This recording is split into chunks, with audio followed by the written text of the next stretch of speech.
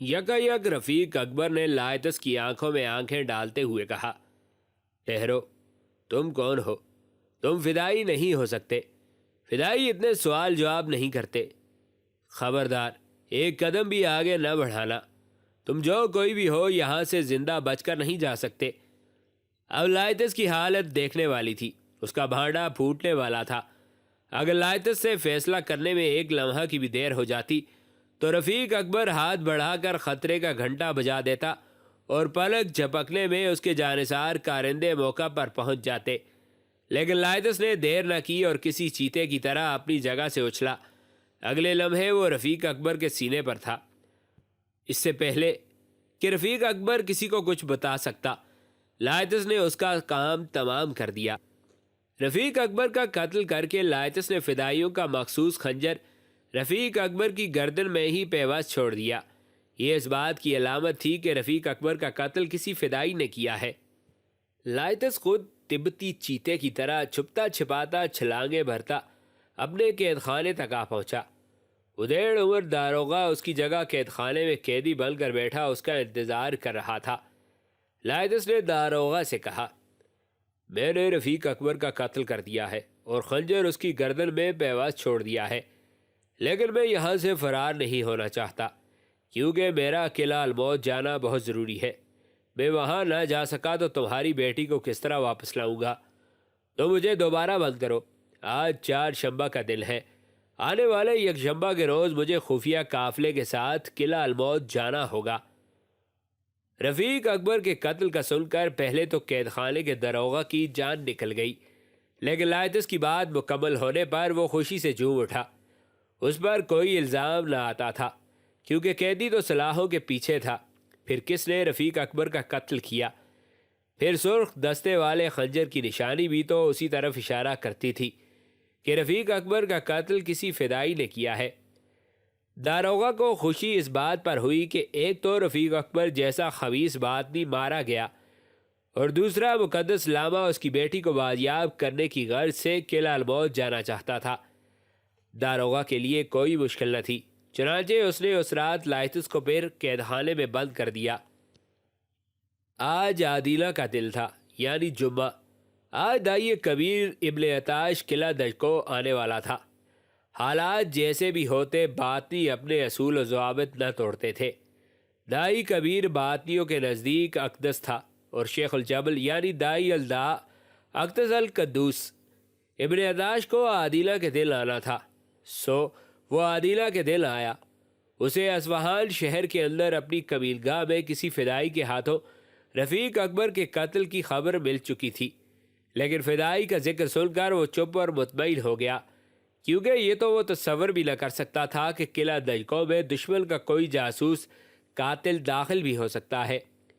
किला दजको का इंतज़ाम उसके ख्याल में अपनी आखिरी हद तक मुनज़्ज़म और मुकम्मल था। चुनांचे इब्ने अताश के दिल में रफ़ीक अकबर के कत्ल का सुनकर कोई शक न गुजरा। सब कुछ ठीक ठाक तरीके से हो गया।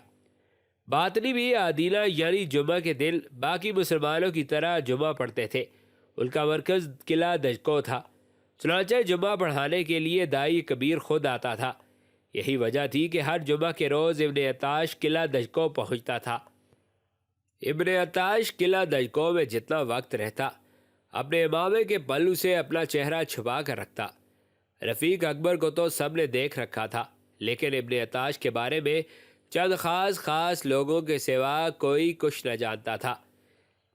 इब्ने अताश की सवारी तिज़्को एहतशाम के साथ किला के बड़े दरवाजे से दाखिल हुई। किला दजको बहुत वसी था। यहाँ हम वक्त 3000 से 5000 तक बातनी मौजूद रहते। ये सब के सब अपने मज़हब के वफादार थे। कैद खाने की 2 किस्में थी। एक वो कैद खाना जहाँ उन नौजवानों को रखा जाता जो यहीं रहकर बातनी बनते और यहीं अपनी खिदमत सरंजाम देते, और दूसरे वो अहम लगीने होते थे जिन्हें फ़िदाई बनाने की गर्ज से शेख अल जबल के इल्म में लाने के बाद किला अलमौत की जानिब भेजा जाता। हर हफ्ते कोई न कोई फ़िदाई किला अलमौत की जानिब रवाना किया जाता। यहाँ लाए जाने वाले हर 2 किस्म के कैदी उन नौजवानों पर मुश्तमिल होते जिन्हें दावत खानी की रंगीनियों में घेर लिया जाता। کبھی کبھی ایسا بھی ہوتا کہ قلعہ الموت بھیجنے کے لیے کوئی قیمتی ہیرا نہ ہوتا، تو اس ہفتے شیخ الجبل کا تادیبی پیغام پہنچتا، اور بعض مرتبہ یوں بھی ہوتا کہ ایک ہی ہفتے میں ایک ساتھ کئی نئے نوجوانوں کو قلعہ الموت کی جانب روانہ کیا جاتا۔ اصفہان کا شہر دراصل باطنیوں کی ہر قسم کی سرگرمیوں کا مرکز تھا۔ یہاں ابن عطاش جیسا پرانا اور بزرگ داعی کبیر تھا۔ اب تک اصفہان کی آبادی میں سے 30,000 سے زیادہ افراد باطنی بنائے جا چکے تھے۔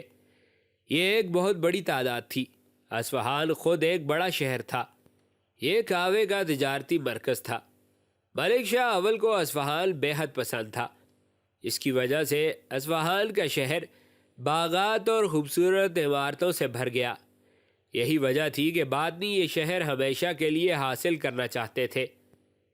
چنانچہ انہوں نے اتنا خوف و ہراس پھیلایا کہ شہری ہجرت کرنے پر مجبور ہو گئے۔ ابن عطاش گھوڑوں کے رد سے نیچے اترا تو اس نے عجیب لباس پہن رکھا تھا۔ اس کے بدن پر لمبا سا سیاہ چوغا اور سر پر ایک بڑا سیاہ امامہ بندھا تھا۔ حسب معمول امامے کا پلو ابن عطاش نے اپنے چہرے کے گرد لپیٹ رکھا تھا۔ وہ سر سے پیر تک سیاہ لبادے میں ملبوس اپنی سواری سے اترا۔ اس کے سامنے 3,000 سے زائد باطنی مرد و زن کھڑے تھے۔ جو ہی ابن عطاش نے زمین پر پیر رکھا، سب باطنی اس کے سامنے رکوع میں جھک گئے۔ اس مجمع میں قید خانے کا داروغہ بھی موجود تھا۔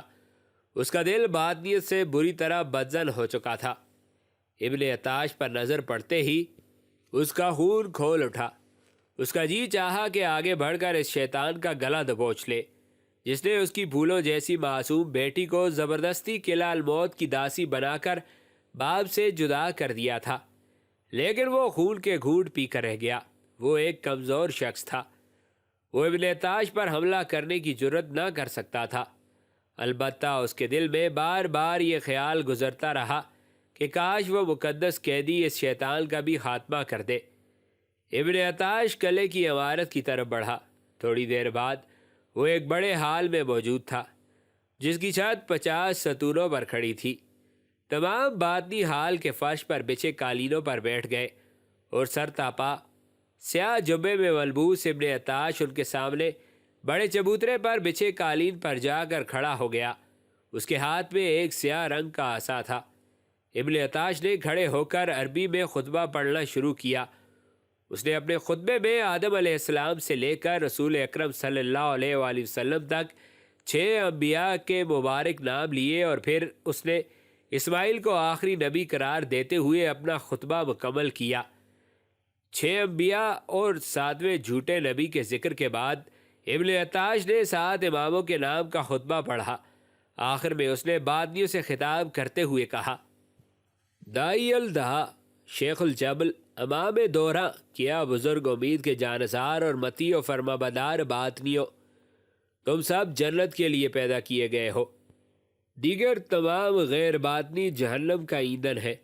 باطنیوں میں جب تک امام حاضر ہوتا ہے دعوت غائب ہوتی ہے، اور جب امام غائب ہوتا ہے دعوت حاضر ہوتی ہے۔ فی زمانہ تمہارا امام برحق پردہ پوش ہو چکا ہے۔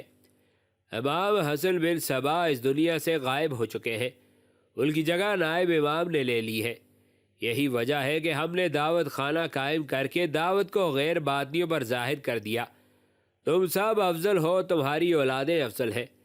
تم امام زمان کی دوبارہ آمد تک دنیا اور آخرت میں ممتاز رہو گے۔ اے سچے باطنیوں، تمہارا داعی کبیر تمہیں حکم دیتا ہے کہ شیخ الجبل کے احکامات کی بجاوری خدا کے احکامات کی بجاوری کی طرح سمجھو۔ 2 روز قبل رفیق اکبر کو شیخ الجبل کے ایک فدائی نے قتل کر دیا۔ یقیناً شیخ الجبل نے جو کچھ کیا ہر سچا باطنی اس پر آمین کہتا ہے۔ میں تم لوگوں سے ایک بار پھر کہتا ہوں، اپنے سچے دین پر قائم رہو، جنت کی حوریں تمہاری منتظر ہیں۔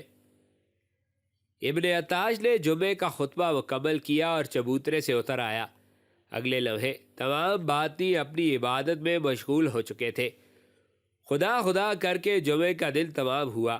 دن بھر لائتس قید خانے میں بے چین رہا تھا۔ وہ چاہتا تھا کہ جلد از جلد قلعہ الموت جا پہنچے۔ دراصل قلعہ الموت تک پہنچنے کا کوئی اور راستہ نہیں تھا۔ کسی غیر آبادی کے لیے اس قلعے تک پہنچنا تقریباً غیر ممکن تھا۔ یہی وجہ تھی کہ لائتس نے داروغہ کا مشورہ مانا اور قلعہ الموت جانے کے لیے وہی طریقہ اختیار کیا جو یہاں رائج تھا۔ اگر وہ ایسا نہ کرتا تو وہ کبھی قلعہ الموت تک نہ پہنچ سکتا تھا۔ داروغہ کو اعتماد میں لینے کے بعد لائتس کو یہ پریشانی بھی نہ رہی تھی کہ بعد میں اسے خفیہ طور پر حشیش پلا دیں گے، کیونکہ کھانے پینے کی ہر چیز اس کے لیے خود لاتا تھا۔ داروغہ نے اسے بتایا تھا کہ کل یکشنبہ کی صبح جب اسے قلعہ الموت کی طرف روانہ کیا جائے گا تو اسے نشاور مشروب پلا کر سلا دیا جائے گا، اور جب اس کی آنکھ کھلے گی تو وہ خود کو قلعہ الموت میں پائے گا۔ داروغہ سے یہ سن کر لائتس نے جھٹ سے پوچھا، وہ مشروب مجھے کون پلائے گا؟ میں ہی پلاؤں گا۔ میں اب ابن عطاش کا بااعتماد ساتھی ہوں۔ میں ہی ہر ہفتے نووارد باطنیوں کو قلعہ الموت بھیجنے سے پہلے نشہ آور مشروب پیش کرتا ہوں۔ تو کیا تم مجھے وہ سچ مچ مشروب پلاؤ گے؟ لائتس نے حیرت سے پوچھا تو داروغہ نے سنجیدہ لہجے میں جواب دیا، مشروب تو میں تمہیں پلاؤں گا، لیکن تم فکر مت کرو، اس میں نشہ نہیں ہوگا۔ اگلی صبح لائتس کے رونگٹے اس وقت کھڑے ہو گئے جب اس نے داروغہ زندان کے ہمراہ نقاب پوش ابن عطاش کو آتے دیکھا۔ ابن عطاش کے عقب میں چند مسلح باطنی چلے آ رہے تھے۔ یہ لوگ لائتس کی سلاحوں کے نزدیک آئے تو ابن عطاش نے گھورتی ہوئی نگاہوں سے لائتس کی جانب دیکھا اور کہا، مجھے امید ہے کہ تم سرکشی نہیں کرو گے۔ قلعہ الموت میں تمہیں زندگی کی ہر سچی خوشی ملے گی۔ تمہیں شیخ الجبل نے خصوصی طور پر بلوایا ہے۔ یہ تمہارے لیے فخر اور سربلندی کی بات ہے۔ لائتس نے جان بوجھ کر کوئی ایسی بات نہ کی جسے سن کر ابن عطاش بھڑک اٹھتا۔ تب ابن عطاش نے ان غلاموں کو اشارہ کیا جو ایک طرف کھڑے ابن عطاش کے حکم کا انتظار کر رہے تھے۔ ایک غلام کے ہاتھ میں تشتری تھی جس پر خوش رنگ مشروب کا جام رکھا تھا۔ غلام نے جام آگے بڑھ کر ابن عطاش کے سامنے کیا۔ ابن عطاش نے وہ جام اپنے ہاتھوں میں تھاما اور سلاحوں کی جانب بڑھا۔ یوں لگتا تھا جیسے وہ جام اپنے ہاتھوں سے لائتس کی خدمت میں پیش کرنا چاہتا ہے۔ سب لوگ خاموش تھے۔ ابن عطاش سلاحوں کے بالکل نزدیک پہنچ آیا۔ وہ اپنے ہاتھ میں جام لیے لائتس کے سامنے آ کر ٹھہر گیا۔ لائتس منتظر تھا کہ وہ مشروب کا جام آگے بڑھائے، کیونکہ وہ جان چکا تھا کہ یہ وہی مشروب ہے جو قلعہ الموت کی جانب روانگی سے پہلے نوواردوں کو پلایا جاتا ہے۔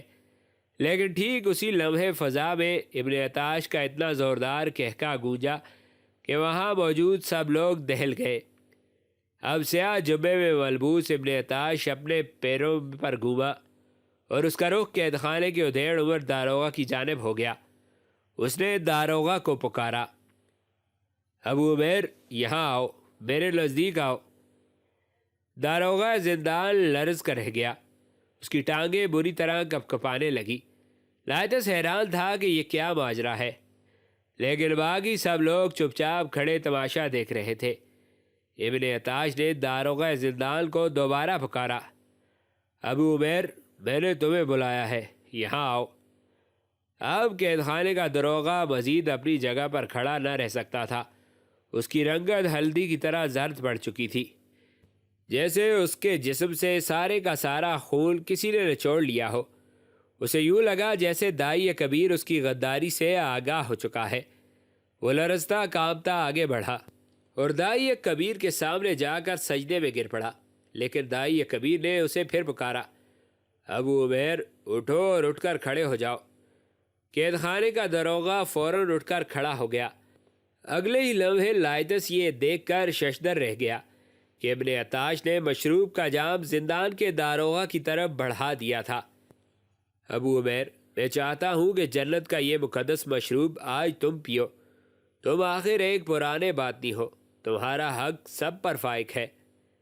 اب ابو عمیر کو یقین ہو چکا تھا کہ ابن عطاش اس کی غداری کی خبر پا چکا ہے۔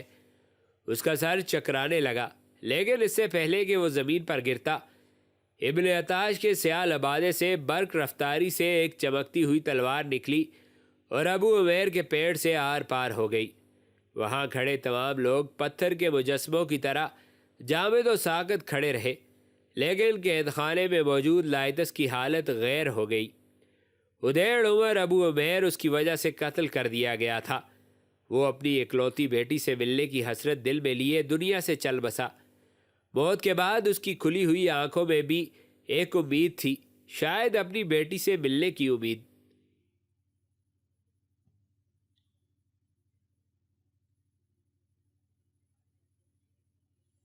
اصفہان شہر تاریکی میں ڈوبا ہوا تھا۔ یہ ایک یخبستہ رات تھی۔ نادرہ بیگم کی عظیم الشان حویلی بھی تاریکی کے لبادے میں ایک سویا ہوا محل معلوم ہوتی تھی۔ نادرہ اپنی خوابگاہ میں پرتکلف بستر پر میٹھی نیند سو رہی تھی۔ کمرے میں زیتون کے تیل سے جلنے والے دیوں سے بنا فانوس لٹک رہا تھا، جس کی ہر چمنی سے نور کی کرنیں پھوٹ رہی تھی، لیکن اس سے زیادہ نور نادرہ کے چہرے پر تھا۔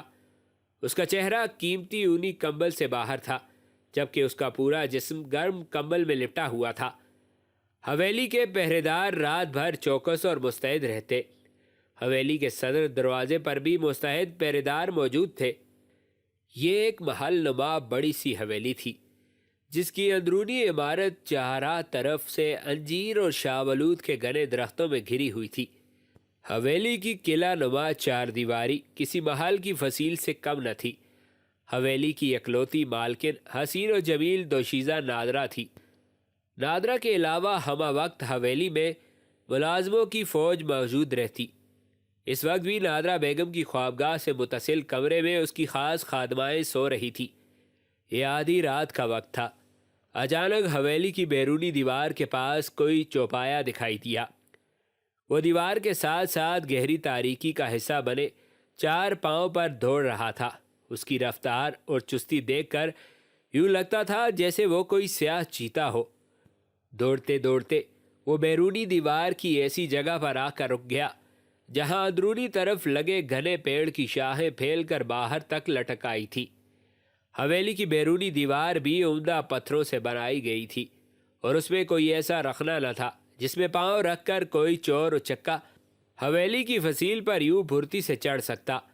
لیکن وہ حیولہ غالباً سچ مچ کوئی چیتا ہی تھا، جو حویلی کی ہموار فصیل پر یوں پھرتی سے چڑھتا چلا گیا جیسے وہ کوئی چھلاوا ہو۔ آن کی آن میں وہ چیتا تھا یا چھلاوا، وہ حویلی کی فصیل پر چڑھ گیا۔ اب وہ گھنے درخت کی شاخوں کو پکڑ کر فصیل کی دیوار پر بیٹھا چوکنا ہو کر چاروں طرف کا جائزہ لے رہا تھا۔ حفاظتی برجوں میں بیٹھے پہرے دار اس چھلاوے کی آمد سے کلیتاً بے خبر تھے۔ کچھ ہی دیر بعد وہ حیولہ بغیر کوئی آواز پیدا کیے درخت سے نیچے اتر آیا۔ اب وہ حویلی کے اندر تھا۔ آدھی رات کا وقت اور گہرا سناٹا ہونے کے باوجود اس نے پیڑ کے پتے تک ہلنے کی آواز پیدا نہ ہونے دی تھی۔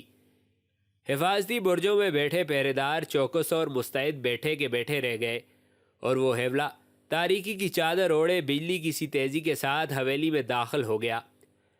نادرہ کا جوان جسم گرم اور موٹے اونی کمبل میں نیند کی راحت سے لطف اندوز ہو رہا تھا۔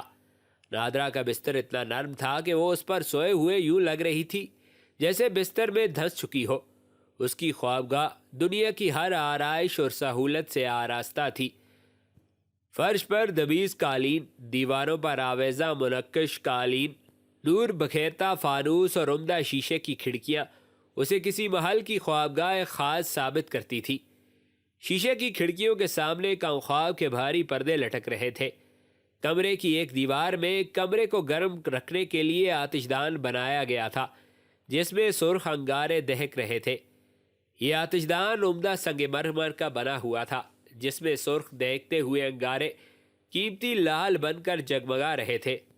یکا یک نادرہ کی خوابگاہ کی کھڑکی کے باہر وہی حیولہ دکھائی دیا۔ یہ حویلی کی ساری عمارت کو یوں عبور کر کے یہاں تک پہنچا تھا کہ کسی کو کالوں کال خبر نہ ہو سکی۔ خوابگاہ کے اندر سے وہ حیولہ دکھائی نہ دے رہا تھا، کیونکہ کھڑکی کے سامنے بھاری پردے لٹک رہے تھے۔ اسی لمحے نادرہ نے کروٹ بدلی۔ اب اس کا رخ کھڑکی کی جانب ہو گیا۔ کھڑکی سے باہر موجود حیولہ شیشے کی کھڑکی کے پٹ دھکیل کر اندر کھولنے کی کوشش کر رہا تھا۔ خوابگاہ میں ہلکی ہلکی سی کھٹپٹ کی آواز سنائی دینے لگی۔ نادرا اپنے کمل میں کسمسائی، اس کے ریشم جیسے بال پھسر کر بستر پر پھیل گئے۔ اس نے سونے کا لباس پہن رکھا تھا، جسے دری زبان میں رخت شب کہہ کر پکارا جاتا تھا۔ یہ فی الحقیقت دیبا سے بنی ایک زنانہ شیروانی تھی، جسے عمرا کی خواتین بستر میں جانے سے پہلے پہن لیا کرتی تھی۔ یہ شیروانی کے اندر نادرا کے ملائم بدن پر صرف مخصوص نسوانی لباس تھا، جو ایک مہیل اور آرام دہ کپڑے سے بنایا گیا تھا۔ سرخ رخت شب میں ملبوس نوجوان نادرا کا شباب پوری خوابگاہ کو مہکائے دے رہا تھا۔ فانوس سے پھوٹتی ہوئی کرنیں اس کے ابصرائی حسن کو دوبالا کر رہی تھی۔ وہ یوں گہری نیند سو رہی تھی گویا اپنے خوابوں کے شہزادے کی گود میں سر رکھے لیٹی ہو۔ بہن نادرا کے پپوٹوں میں حرکت ہوئی، اس کی پلکیں تھر تھرائیں، ایسا لگتا تھا جیسے اس کی نیند میں خلل پڑنے لگا ہو۔ یہ ہلکی ہلکی ٹک ٹک کی آواز تھی جو اس کی سماعت سے عالم خواب میں ہی ٹکرا رہی تھی۔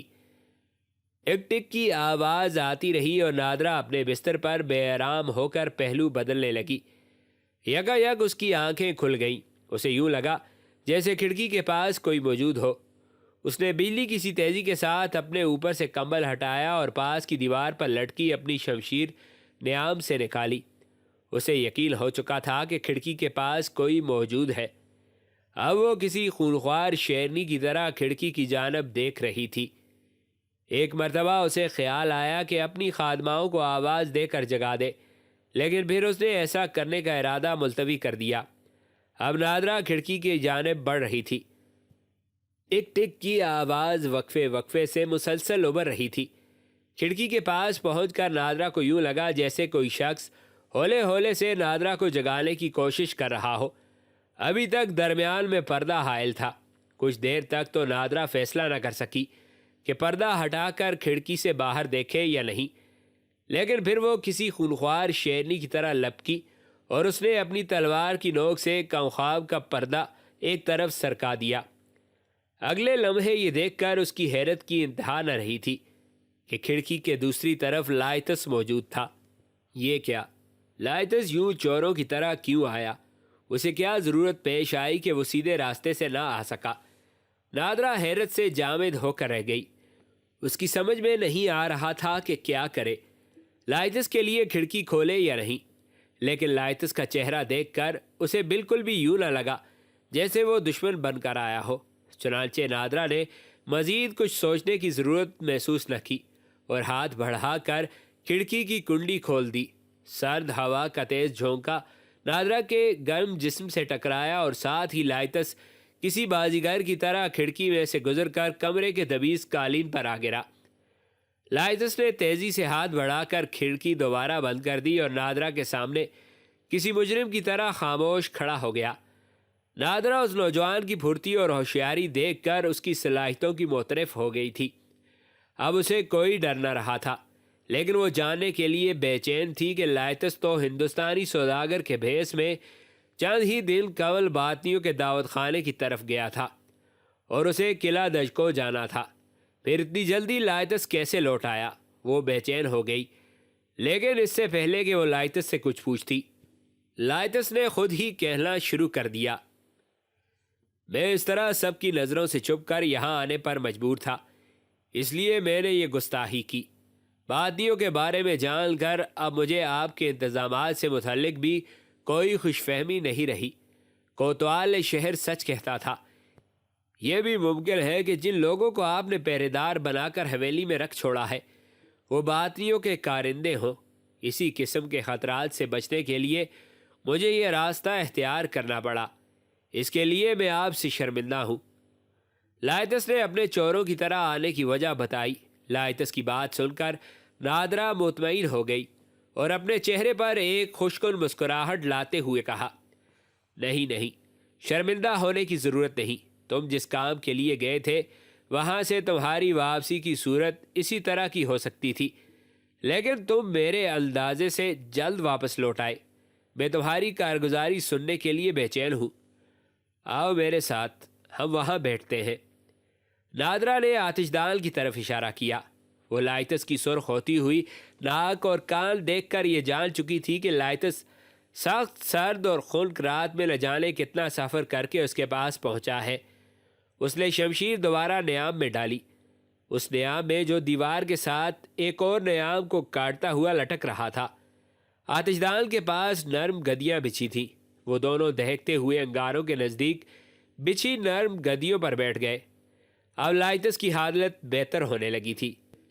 وہ جو ہی آتش دان کے قریب بیٹھا اسے سکھ آ گیا۔ بیٹھتے ہی نادرا نے سوال کیا، لائتس، میں تمہارے کھانے پینے کے لیے کچھ لاؤں؟ لیکن لائتس نے فوراً انگلی اٹھا کر منع کر دیا، نہیں، آپ کے علاوہ کسی کو خبر نہیں ہونی چاہیے کہ میں یہاں آیا ہوں۔ ابھی میرا کام باقی ہے، لیکن سردست میرا فرار ہونا ضروری ہو گیا تھا۔ نادرا سیدھی ہو کر بیٹھ گئی۔ وہ لائتس کی کہانی پورے انعماق سے سننا چاہتی تھی۔ اس نے اپنی نیند بھری بڑی بڑی مخمور آنکھیں ٹپٹپائیں اور پورے انعماق سے لائتس کی جانب دیکھا۔ لائتس کو نادرا کی آنکھوں میں اپنے لیے مٹھاس اور محبت دکھائی دی، لیکن وہ ایک لاما تھا اور اسے اپنی آخری چنوتی پوری کر کے کرغستان لوٹنا تھا۔ اس نے اپنے دماغ سے نادرا کے معصوم اور رحمت بھرے چہرے کو ہٹانا چاہا اور فوراً اپنی کہانی شروع کر دی۔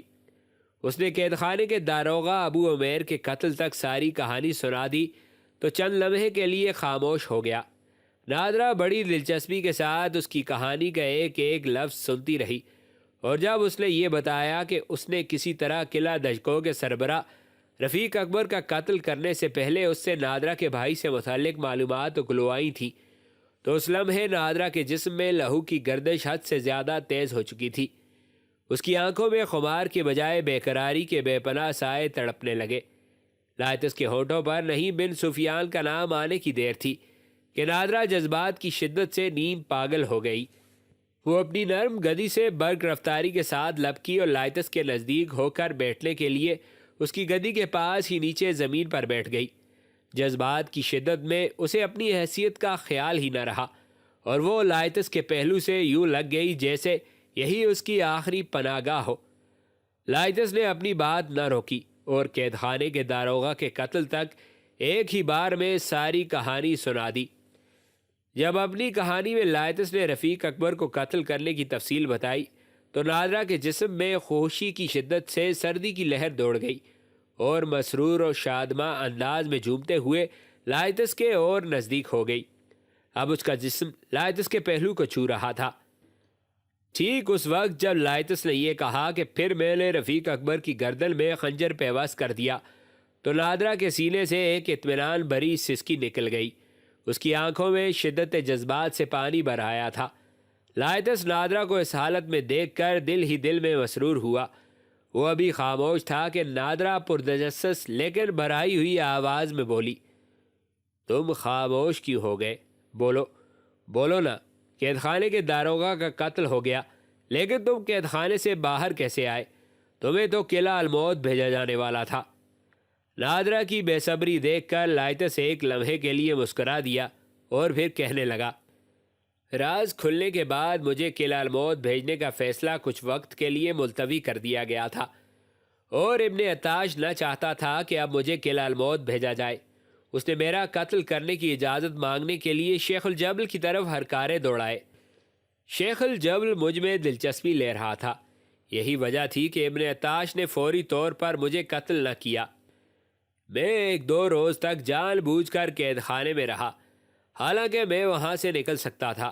میں اس لیے قید خانے میں رہا کہ میں قلعہ الموت جانا چاہتا تھا، لیکن جب مجھے پتہ چلا کہ ابن عطاش مجھے قلعہ الموت بھیجنے کے بجائے رفیق اکبر کے انتقام میں قتل کرنا چاہتا تھا تو میں فرار ہو گیا۔ آج رات کا پہلا پہر گزرنے کے بعد جب سب لوگ سو گئے تو میں بڑے آرام کے ساتھ قید خانے سے نکل آیا۔ نادرا کی آنکھیں حیرت سے پھٹی ہوئی تھیں۔ آخر لائتس قید خانے سے کیسے نکل آیا؟ یہ نوجوان کہیں سچ مچ بھوت تو نہیں تھا؟ اس نے بےتابی کے ساتھ سوال کیا۔ لیکن تم قید خانے سے کیسے رہا ہوئے؟